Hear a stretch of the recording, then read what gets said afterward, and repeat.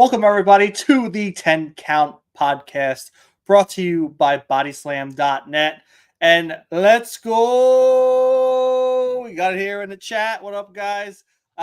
Justin, we're back at it. We did 2 episodes this week. We got a quick count in on Sunday talking about Survivor Series. And now we're rolling into a Wednesday for the 10 Count podcast. Starting off December pretty hot. Not going to lie. Hopefully we keep it up and we keep going with the quick counts. But Justin, how we doing today, sir? We're doing good, bro. Just a long work day, and now I'm here talking wrestling with my boy, and ready to talk. We have TNA on AMC now. We have NXT Deadline predictions that we got to get to. Maybe a little Raw, maybe a little NXT, obviously. So let's jump right into it. Man's casually dropping it today. TNA going to AMC in 2026, December 15th, 12th, January 15th. January 15th. Yeah. They're pushing live. Carlos Silva, he was saying that the first half of that partnership, it's for 52 weeks consecutive. So they're really going to try their hardest to perform well with this deal. And they're not going to try anything crazy, they said. They want to see what they can do in those first 6 months. Their capacity on live, what they can afford, and just go from there. I mean, they must have got a nice stipend from this deal to be able to push forward and go live. I'm assuming they're going to try to go live mostly for the first 6 months to see how it goes. So I'm excited for them, man. I mean, 2025 was a big year for TNA. I mean, look what we've seen with the crossover WWE and NXT. And I can tell you this much, man, that crossover ain't stopping yet because they're going to be a huge part. I can guarantee it leading into this AMC deal. Yeah, there was a rumor or there was a report right after the news broke about TNA going to AMC that this now gives WWE like an out clause if they wanted. And people were, there was a report saying that WWE might now back out of it. And, if you believed it, if you did believe that at the time, then that's upsetting because everything that has come out of this TNA and WWE NXT deal partnership, would you say, has been awesome. I love every second of it. It's incredible. I think most of the fans are enjoying it. So when I first read that earlier yesterday morning, I was a little bummed, but then it came out. I mean, they mentioned NXT in the press release. So it's not ending. WWE, I believe, was a key component to helping TNA get this deal with AMC. Obviously, they want to see TNA thrive right now. They have a partnership, clearly, and anything to hurt the other company, obviously, I think is the route that they're trying to go here. So I, fully expect that partnership to continue strong. I know Carlos Silva was just on Ariel Helwani, and Ariel kind of asked the question, so is Joe Hendry a WWE superstar? And, he's on the NXT roster now, listed on the website. We've known about this for a little bit now.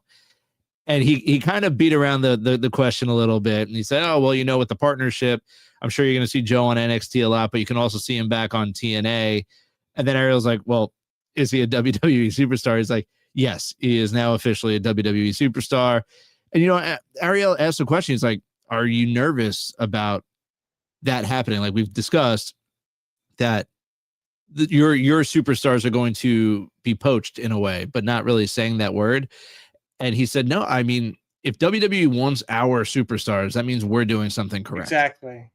So it's a benefit. Carlos Silva's not stupid. He knows TNA is not the juggernaut that WWE is. It's just best for both worlds. So I'm excited for all of them. I'm super pumped for TNA, and I can't wait to see what 2026 and forward holds for TNA wrestling. Yeah, and I kind of, like you said, Carlos Silva isn't stupid. And to me, with this partnership, I can see TNA being like an NXT for WWE, like a second one, where people want to go to TNA because, oh, look at this partnership with WWE. If I, shell out as a TNA superstar on NXT, I might get called up to Raw. I might get called up to SmackDown. They might bring me to NXT and give me a full-time WWE deal. So it wins for them. Why not be a second developmental? I think they're more than a developmental in my opinion, but for WWE, they could be, right? They could be that second set of eyes that WWE always wants, because they're always scouting. And if you keep some competitors close to your heart, like they do with TNA, and have this partnership, it's just a ladder to success for more wrestlers. So I love it. I think this partnership, I think we'll see it for a very long time. I think that both companies know what they bring to the table and what benefits provide from each side. So if I'm an indie guy, or if I'm a wrestler starting out and I look at that stacked WWE roster and you're like, shit, do I have a shot? But if I can go to TNA and become a fan favorite and grab the eye of Triple H or Nick Khan and the wrestlers over there, why not? I mean, to me, it's a perfect scenario.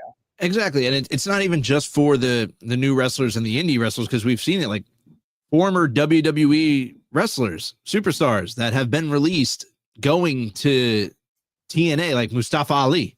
We've seen him. We've seen the Iconics. We've seen Indy Hartwell. We're seeing these superstars that have been released by WWE. It's their dream to work there. What's the closest door? It would be TNA. Get your foot back in there. Go show what you're worth. You're worth.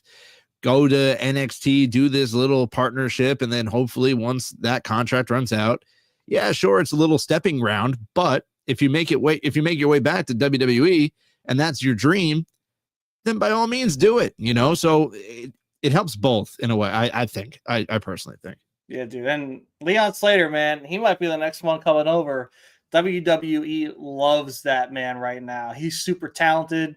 I mean, why wouldn't you? International guy. The team up between Javon and him is just, it's amazing. But I want that feud so bad, because they will, feed families forever with that feud. And we're just starting to see people like Javon Evans. Look at that match with Gunther. I mean, they know what their future is, and it's people like Javon Evans, like Leon Slater. And I'm not sure what kind of deal Leon has with TNA, but I feel like that man's ready to jump over too. But he should, right? Make that money, get over WWE, and show them what you got. And to me, if that happens, Javon and Leon have a very bright future of feuding with each other and teaming with each other for a very, very long time. Yeah, we might have to ask around to some people that we know and see if they know anything about Leon's contract, because you're right, man. Once the partnership started, you can kind of tell it was going to be Jordan Grace instantly jumping over. Yep. Joe Hendry instantly jumping over. And just by seeing who's being used the most right now, it's Leon Slater, and WWE clearly would love to sign him and bring him in long term. So depending on what his contract is, we have to keep an eye on him dropping that X Division title. Maybe that'll be a foregone conclusion eventually. And then, yeah, I'm sure you're going to see his name pop up on the NXT roster, whether it be right after, like kind of what happened with Joe Hendry, where it was kind of seamless. That's what I'm assuming is going to happen, but we might have to do a little digging to see when that contract ends. Yeah, I'm very curious. But let's get into Deadline. I mean, we're talking about NXT now. We're talking about TNA. We got Leon Slater in the Iron Survivor Challenge. We even have the melting pot of NXT with AAA. We got Mr. Iguana fighting for the North American Championship. I mean, it's crazy to think 5-10 years ago, this is never happening. Not a twinkle in my eye do I think that AAA and TNA are going to be highlighted on wrestling PLEs for WWE. And now we have WWE wrestlers in TNA doing things in Mexico and AAA is coming up to TNA, to NXT and WWE. It's crazy, dude. Like, to see this happen, it's kind of nice. I know I see a lot of people talking crap about Triple H on the internet, his booking and stuff, yada, yada, yada. I've said this in the past. Just remember, this is a part of a business now, a company. Triple H is not the sole decision maker. He might seem like it is. He is not. There is a company above him that want things to happen to make money. So just remember that. However, to go forward with that, Triple H is the guy who is making these connections happen. I can guarantee it with this AAA, with TNA. He wants wrestling to be good for everyone. You can tell it just by how he is. So to me, the reason these things are happening and we're seeing this kind of star power and these crossovers happen is because of Triple H. And I hate that people shut him in all the time because I'm a big Triple H stan. I really think he loves professional wrestling as a whole, not just WWE, and he's doing what he can to better the business. So that's just my 2 cents on Triple H and people on and with his opinions on him. Yeah. Hey, it's when would you ever think that you'd see The Undertaker like in some sort of capacity with AAA? Yeah. Never. Ever. Yeah. So listen, he's got his guys.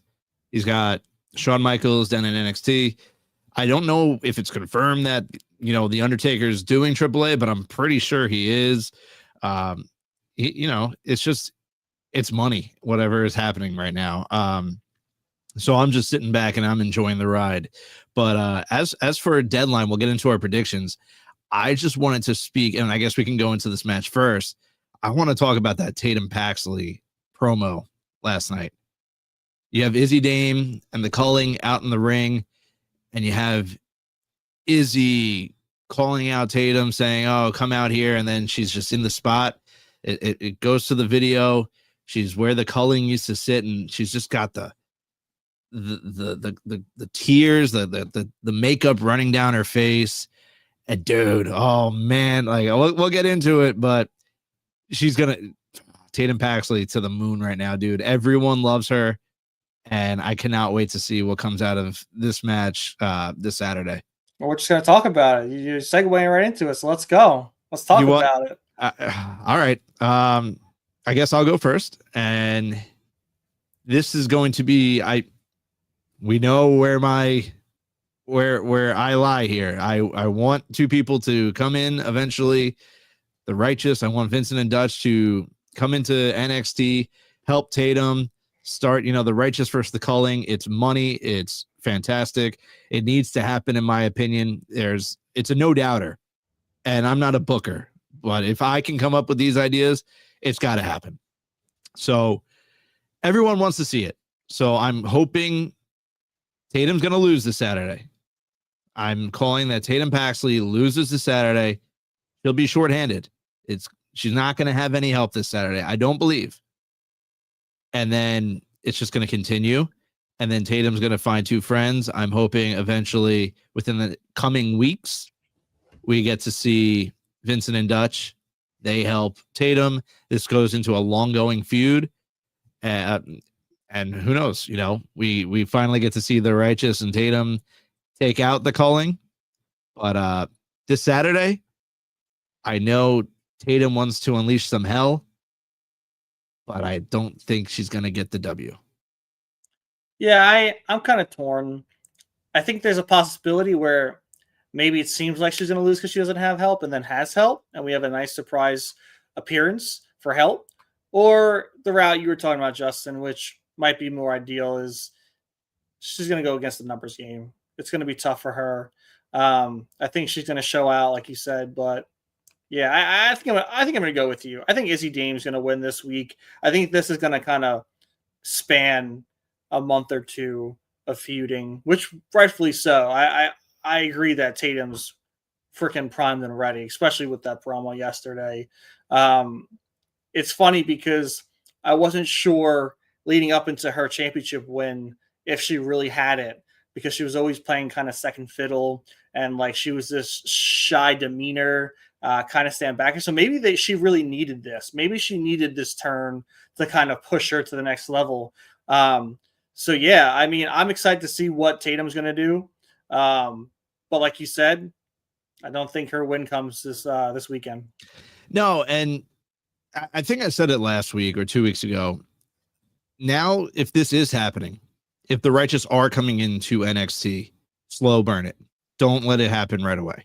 Yeah. I want to see some teases. I want to see some hints. I want to see in a promo, I want her to say something that only Righteous fans would understand.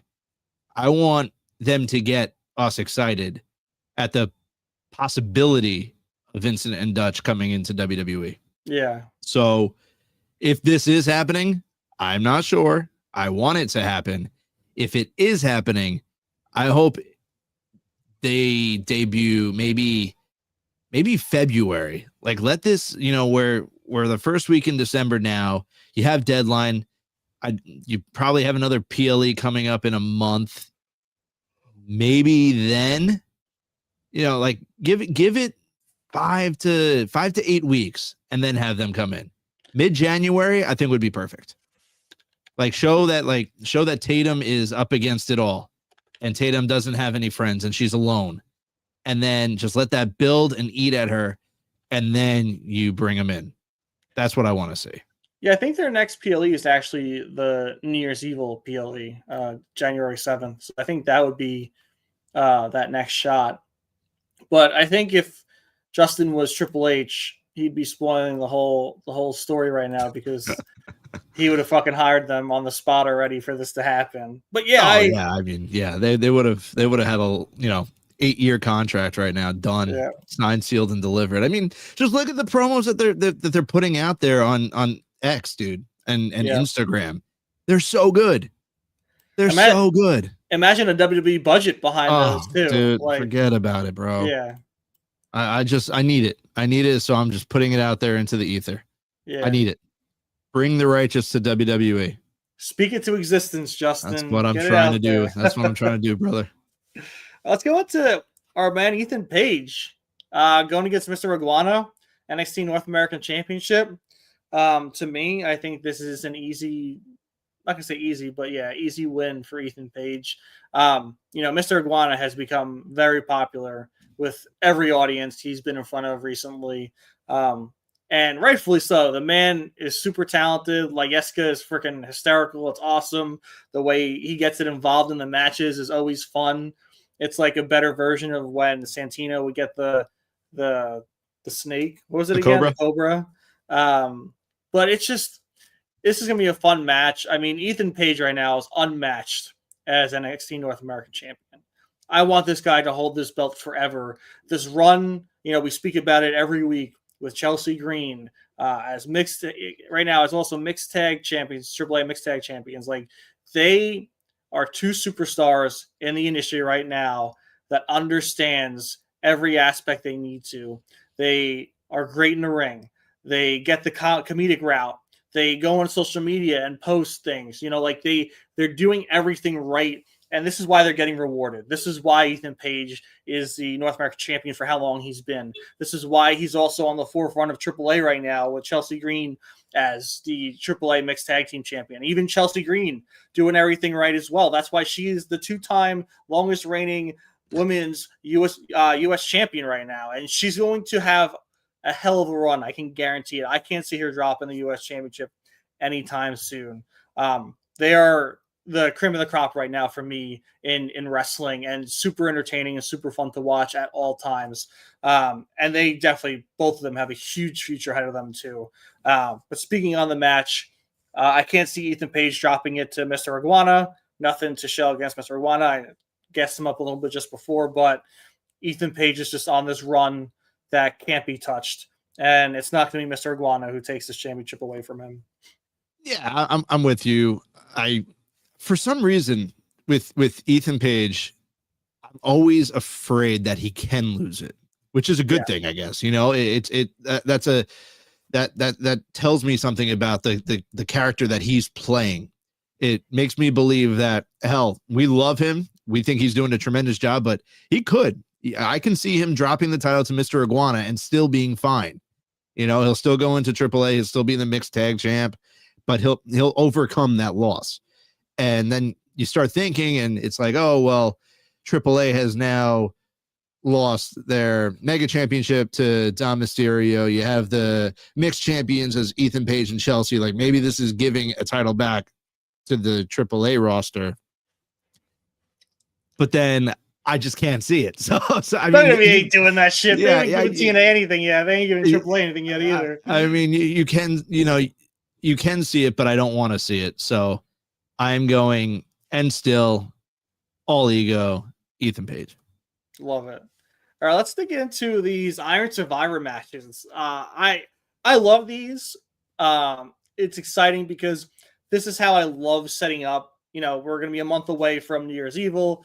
This is where they're going to get their championship matches, and it's a nice build up, right? We got 4 weeks in between where this feud and this matchup could be hyped up, rightfully so, and it's exciting. So we're going to go to the women's first. We got Sol Ruka, Lola Vice, Kalani Jordan, Jordan Grace, Kendall Gray. What a freaking stacked group of women.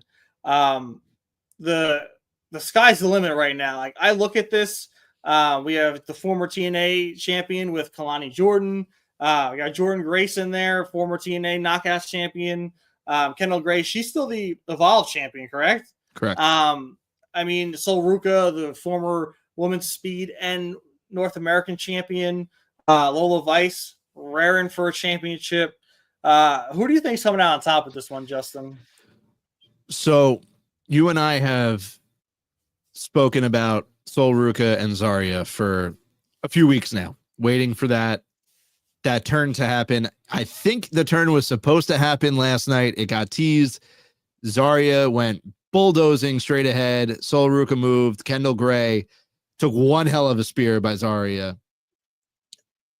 I think Zarya screws Sol Ruka Saturday, and that's where that's going to happen. So whatever, they're finally going to come to a head Saturday night. I think Zarya is going to come down. She's going to get involved where she's not supposed to be. She screws Sol. They go into a long-term rivalry. So I would love to, truthfully, I would love to see Kendall Gray. If you've been watching Evolve on Tubi, she's unreal. She is incredible. She makes everything look smooth. She has picked up this thing so quickly, but I don't think it's time for Kendall Gray yet. I'm going to go Jordan Grace. I think Jordan pulls this out. She's been taking her lumps in NXT. She's been given the time. I don't know how much longer we're going to have her in NXT. There's rumors that the contract that she is on is a main roster worthy deal. So maybe this is going to be that last chance at the NXT Women's Championship. And then I would expect her on the main roster. But I'm between Jordan Grace and Kalani Jordan, and I'm going to stick with Jordan Grace. Yeah, I feel like most of these women have had recent success and recent shots at championships. Lola Vice just fought for the women's championship. What was it, 2 months ago, maybe 3 months ago? I don't care who wins this match. I think whoever wins it freaking deserves it. But I'm on the same page as you. I think Jordan Grace, this is her shot to go in to have another championship match. Maybe she wins and holds the belt for a minute. But again, like you said, she's on that deal where she's got to jump up there. The problem is that main roster, women's roster, is freaking stacked to hell. I mean, look at what was in the War Games match, and there's women to spare, on the rosters. So I think it's tough right now. She might have a huge deal, but the rosters are just stacked. Especially just bring up Lash Legend. So maybe they do let Jordan Grace win it for a bit and hold the championship until they can get her onto the main roster and they find a spot for her. But yeah, I think in my opinion, in my eyes, I think Jordan Grace is the shoo-in for this one. Yeah, and you can, I feel like the only person that you can't really give an argument for based off of what we know is Sol Ruka. Obviously she's great, but Zarya is getting involved to push that forward. And then Kendall Gray, like I said, she's on Evolve. She's the women's champion at Evolve. I'm sure she'll have her moments where it's all right, she's coming up soon and she's going to be a problem. Yeah. But then you get down to Lola, Kalani, and Jordan. And for me, it just makes the most sense. That'll be Jordan Grace. Yeah. I'm actually surprised that they didn't pull the trigger on the turn yet between Zarya and Sol Ruka. I really wanted to happen between those two Gold Rush nights. I think there's some things in wrestling where it's nice to wait to have the payoff, but at this moment, it's been brewing. If they don't pull the trigger this weekend, I don't know what the hell they're thinking at this point. Well, yeah, it gets to a point where it's like, all right, it's just not going to happen. So why the hell should we care? Yeah. So the fans are clamoring for it. The fans are ready for it. The fans are ready to see a heel Zarya go ape shit on Sol Ruka. We're ready to see those two go at it. And it's just been teased and teased and teased and teased and teased. And sooner or later, this the kettle is not going to be hot anymore. It's going to be lukewarm. And when it finally happens, no one's really going to care. So it's got to be Saturday or bust for the heel turn. So we have the men's Iron Survivor Challenge. We have Javon Evans, Leon Slater, Joe Hendry, Miles Bourne, and Dion Lennox. Boy, does NXT WWE love Dion Lennox of Dark State. He's got the tag titles. They're throwing him in this to possibly challenge for the NXT Championship. That means, is Dark State going to be looming during this match too? Who knows? But again, just another group of men who freaking deserve the shot. I would love for it to be Leon Slater, dude. Javon Evans deserves it too, but Leon Slater, man, I would love to see him step up and fight, for the NXT Championship. But my gut is going Miles Bourne. They're really, really gearing him up. He got the pin, he got the advantage for the matchup. I think they're really gearing up to be behind Miles Bourne. So I won't be surprised if he does win it. So that's going to be my pick. So looking at the men in the match, Leon Slater, TNA superstar, don't think it'll happen for him. Awesome that John Cena said his name and wants to see him in the match. I think that just in itself is a win for him. Yeah. Javon, awesome. Dion had a moment with Obafemi last night backstage. Dion looks like he belongs, man. And he said he'll step up to Oba whenever. I don't know if that's going to cost him anything in this Iron Survivor Challenge. Oba is not on the oh, yes, he is. He's against Ricky Saints. But I don't know. I feel like Dion, after seeing that backstage with Dion, I feel like it's going Dion Oba route. So Dion would be off for me unless Ricky loses to Oba. But I mean, who just signed the NXT contract? You say his name and he appears. Until proven otherwise, I think NXT wants to push Joe Hendry to the moon. He is now officially theirs. So I don't see how Joe Hendry doesn't win this match. It's fair. I mean, it's just, yeah. And we speak about, how the Righteous with their promos with WWE's backing would be incredible. We said like Joe Hendry's music videos, they're going to be spectacular with WWE's backing. We've already seen it with the one about Chelsea got pied or Chelsea got creamed or whatever it was. Yeah. So yeah, it's just, it's Joe Hendry for me. I wouldn't mind seeing him lose. Miles Bourne is an interesting choice, but until proven otherwise, I'm going Joe Hendry. I like it. I mean, he does deserve it. I mean, look what he's done to himself the last year and a half, 2 years. No one knew the name of Joe Hendry, and all of a sudden, dude's booming through the internet, songs global, and just enough attention for WWE to be like, hey, we like this guy. Why don't we have a partnership with that company? Maybe we can use him a little bit. Oh, look, we're using him a little bit. Oh, look, we signed him.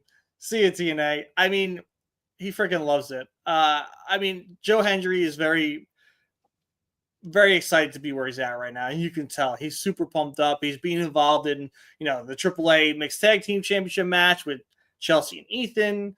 He's bounced around. He had the WrestleMania moment with Randy Orton.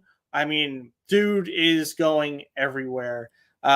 So I could see it, man. I could see that shot against Ricky Saints. But I think if, like you said, if Obafemi wins the championship, I don't see it being Joe Hendry. But I think Joe Hendry has a hell of a shot to win this one. I just have a weird little inkling that Miles Bourne might be coming out on top. And listen, if he does, I'm all for it. I am 1000% all for it if Miles Bourne does. Joe Hendry, the the ink isn't even dry yet on that WWE contract for Joe Hendry, and I think they want to give him something for signing that said contract. Bro, like, look at the comments. I have never been creamed like this before. Dude, it was so funny. I was dying when she said that. Freaking dying. And we also have on YouTube, LA versus Gunther. Does WWE swerve us and go with LA? Both wrestlers are established names for Cena. And yes, I wanted Edge. That's besides the point, just to finish the rivalry. What are you thinking? Yeah, that was sad. I was kind of holding out for Edge too, but here we are without Edge, not part of Cena's retirement tour. But yeah, I kind of was thinking the same thing, but because when I look at this match, I see an LA Knight who's kind of been shafted the last few months. He's kind of been on the back end of everything. You know, Jay's been put over on him. Everyone's been put over on him. He's got the little wins over the matches where he should be winning, but nothing big time. So do they pull the rug out from under him again and have Gunther win? Or do they let LA Knight close out Cena's retirement tour? Because Gunther's been given everything. LA Knight has not. So is there a shot? 100%. I have that in the back of my mind. I think there is a shot where LA Knight could pull up the upset and beat Gunther to go fight Cena. But if we know WWE, and we know how they like to treat Gunther, that man's going on to retire John Cena. Yeah, and I think I didn't get to read the whole quote, but someone was interviewing John Cena's dad, and they asked him who they would like or who he would like to see be John Cena's last opponent. And he pretty much said he does not want to see Gunther. He doesn't think Gunther needs the shine. And just knowing John Cena's dad and him, how he was involved back in the day, I feel like him saying that he doesn't want to see Gunther might come back around and bite him in the ass. And that's why I do still think it will be Gunther. But, you know, I would love a swerve. I would absolutely love to be stunned. 1000%. Yeah. Let's get into the final match for Deadline. We have Ricky Saints, Obafemi, NXT Championship. Yeah, if they're going Dion Lennox, and he ends up being this. Actually, no, Ricky Saints and Ope is opening the night, so that'll set the tone for what happens for that Iron Survivor matchup. So if Obafemi does win, I can see Dion Lennox winning, like you said. But do they want to, you know, shaft Ricky from this run? But also, how do you let Obafemi lose to little Ricky Saints twice in a row? Obafemi said it in his promo, you know, I'm not the tired champion anymore. I'm the hungry challenger. You got me when I was, you know, a long champion run down by all these months of defending and defending. I'm not that guy anymore. I'm the Obafemi that's going to conquer you and take back my championship. How do you have him lose? I don't know. Just to me, it just doesn't make sense. They have lit this fire under Oba all this time, and I just can't see him losing twice to Ricky Saints. So with that being said, I think they go Obafemi. I think he if he's not going to the main roster, that man's a new NXT champion. I see it, and I totally get where you're coming from with why would you put Oba in this position to possibly lose again. I get it. If you watch the contract signing at the end of the night, there was a bridge in the background that everyone keeps talking about.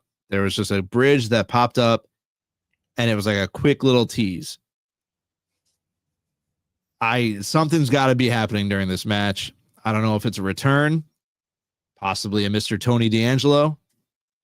Maybe he has a deal worked out with Ricky Saints. I know Ricky's the face. I mean, they're both really faces in this match, technically. I don't know what's going to happen, but if Ricky does win, I think someone gets involved. I think someone's not happy with Oba, or for some reason wants Oba out, and they might try to take him out. And with that, I'm going to say, and still Ricky Saints, I'm going to go against you here. But seeing that bridge in the background has to mean something. So to me, something's happening during this match. I don't know what it is. Everyone keeps speculating that Tony D'Angelo is going to return. So something's going to happen. Yeah, I feel like the only way for Oba to lose this one is not clean. Mm-hmm. I'll be kind of annoyed because to me, it doesn't make sense. I don't think Oba deserves to lose twice in a row clean to Ricky Saints. I kind of think it kind of diminishes his character a little bit. Someone who's the ruler and the conqueror. To me, he needs to be treated more like a Brock Lesnar type, one who just destroys people. Because look at him, he's a freaking monster, and he just does what he does. So yeah, if they do it in the right way, I'm fine with him losing. But I don't know. That dude should just have a fucking hold over NXT until he goes to the main roster. Yeah, and I'm with you. And then I just wanted to bring up also, I don't know if you saw it, but when Ava was talking backstage with everyone in the Iron Survivor match, it was Robert Stone. He came in with a box. It was like a package for Ava. He opened it, and then she like just dumped it out on the table. And people are still speculating at what it possibly could be. Do you have any thoughts as to what it was? Some people were saying that it was Trick Williams' mask from his last match, all cut up. People said it was black petals, possibly from Tatum.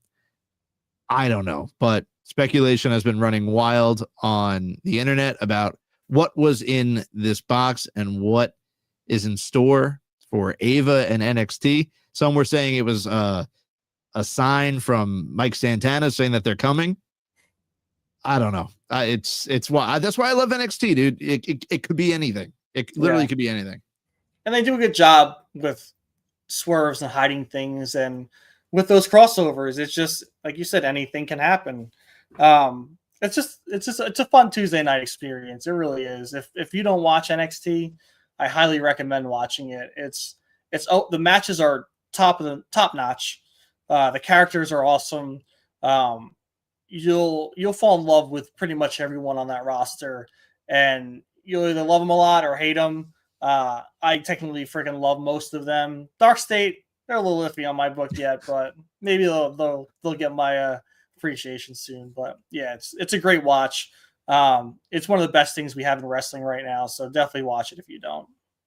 And is there anything with Raw that you wanted to jump into? Yeah, dude. Or? I want to jump into the Judgment Day. We got Liv Morgan coming out, telling Judgment Day, you guys lost all these championships when I've been gone. What the hell is happening? Time to fucking spin this boat around. And what do you know? We got at the end of the night, Judgment Day, the women standing tall. Liv gave Roxanne the nod for her and Raquel to go after those NXT Women's Championships again, the tag championships. Liv said hi to Stephanie Bacquer. We have Dom, Intercontinental Champion, AAA Mega Champion. Who knows? Maybe the Judgment Day, with Finn and JD can go back to those tag team championships. I don't know, man. I think Liv is going to start a reckoning for the Judgment Day. What are you thinking? Those damn cockroaches. That's what I think. We've thought the destruction of the Judgment Day has been coming for years. I think at the end, Liv's up to something. Liv Morgan is up to something, and I don't know what it is yet. But her handing the title back over to Roxanne clearly makes me think that she's got an idea, and she's going to try to pull it off. I don't know what it is yet, but keep your eye out on Liv Morgan. She's sneaky. She's a sneaky. I think the Judgment Day might be down a Finn Balor and a JD McDonough in the near future. You think she's trying to out them? Yeah, Liv wasn't showing Finn much love when she came back, rightfully so. But I think she's trying to take the reins of the leader of the Judgment Day right here and, direct some success. And I think that, we all thought that, like you said, the destruction was coming. We thought Liv was going to come back and get mad with the Judgment Day for keeping Roxanne around, but we got the opposite. We got the nod. I think the women are going to take over for Judgment Day, and it's going to be centered around Dom. Maybe bring in someone else for Dom as a men's character to maybe take the spot of Finn or JD or both of them. But yeah, I think Liv is just trying to take Judgment Day back and make it successful again. Now, while Liv was gone, Roxanne comes into the group, and it's kind of like she was hitting on Dom. Am I wrong? It was at first, but then it kind of went away. Yeah, and then like Finn liked Roxanne and brought her in. Yeah. But I felt like the return was always going to have the return of Liv, was always going to have some sort of meeting of the minds with Roxanne where those two go head to head. But clearly last night she's okay with Raquel and Roxanne going for the women's titles. Clearly Liv has her eyes set on a bigger picture. Yep. But I don't know. Like, I still, for some reason, feel like Liv does not want Roxanne in the group. See, I would agree with you, but I think the main goal when she got injured was that route, because we did see the flirty with Dom. It was very obvious, but that kind of went away when they won the tag team championships. Roxanne and Raquel, that kind of diminished a little bit, and she wasn't bringing chicken tendies to Dom. She was more her own woman with Raquel, and it was more of them being unit together. We saw a lot more of Dom, Finn, and JD, getting into little tussles. Why weren't you having my back, kind of thing. So they kind of separated them a bit to kind of, I think, alleviate this tension. I think that the original plan was to have that happen, but I think they liked the chemistry they had, Raquel and Roxanne. So I think they want to keep them together now. So unless Liv screws both of them over, I think Roxanne's fine. I think she's going to be in the Judgment Day working hand in hand with Liv, unless Liv turns on both Raquel and Roxanne. Yeah, no, I'm totally with you, and I think you're right. I think the next two to be cut from the Judgment Day will be Finn and JD. But man, just something about Liv. You just cannot trust anything that woman says, man. She will turn around and stab you in the back quicker than you can say 1, 2, 3. And what do you think about her, like this whole slapping Dom thing, and then like dude, it's Liv Morgan, dude. There's just nothing else to say. She's just been that crazy character ever. You can go back to the Riot Squad. She's just always been this sort of personality. Yeah. So I mean, Dom will take a slap in the face whenever she wants to slap him. I'm sure he's okay with it. Yeah. Because he's a double champion and he's got Liv Morgan back. Yep.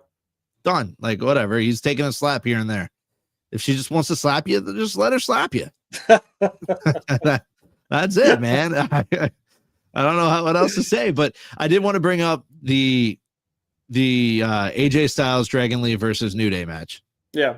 That springboard into the Styles Clash that Kofi Kingston took was insanity. Yeah. It was so goddamn cool that I just had to bring it up before we forgot, because that match was great. I loved every second of it, and that move was so awesome. Yeah, dude, AJ Lee, jeez. Dragon Lee and AJ Styles, I give them their tag match, their tag team name, was an interesting combination that like paid off really well. And I think on Raw they could have done this, right? We saw on SmackDown, it was with Rey Fenix and El Idolo over there, and to me it was like they had their tag teams established and they threw this random team in together. But with Raw, right, we have the New Day, we have the War Raiders, we have Judgment Day, but it's kind of like, not as established. So having AJ Styles and Dragon Lee take over and just show off, like completely just show off their talents together, has been awesome. And they're going against these tag teams and showing why they deserve to be there and deserve to be the tag champ. So it's cool, man. They mesh really well together, and they're exciting to watch. So I'm here for it. They definitely proved me wrong. I was kind of iffy at first when they threw them together and they won the tag championships, but they're definitely slaying out. Yeah, I feel like it's kind of, I don't want to say revitalized AJ Styles, because AJ Styles never needs to be revitalized, but they were going in a different direction. Before the whole Cena thing, he was going in this persona where someone doesn't want me here. And he was digging into his contract status and whatnot. And then obviously the match with Cena happens, and now he's in this tag team, and he's a tag team champion with Dragon Lee, and they've just been awesome. They've been fantastic. But the last thing I wanted to ask you before we go is, you mentioned your boy Triple H. I kind of have a little gripe with him. Now, I'm going to just throw it out there, and I'm curious as to what you have to say about it. Is before Monday Night Raw on Monday, Triple H tweeted out this, like, tonight is going to be epic. And, he doesn't always do that. Yeah. But he said tonight's Monday Night Raw is going to be epic. I'm thinking, all right, maybe we'll find out who was under the mask at Survivor Series. Maybe we'll have that person revealed and whatnot. Was Monday Night epic? I mean, listen, don't get me wrong. Monday Night Raw was a good episode. It was fine. But if you're going to say it's going to be epic, you got to deliver on it. Am I wrong? No, I don't think it was epic. I loved the episode, but yeah, I think he was excited to see, like, he wanted Braun Breaker to take the whole right of that promo, and everyone's talking about Braun's promo, but once his voice cracked at the end and Logan Paul said damn on the mic after the end, it kind of just like threw out the whole promo for me.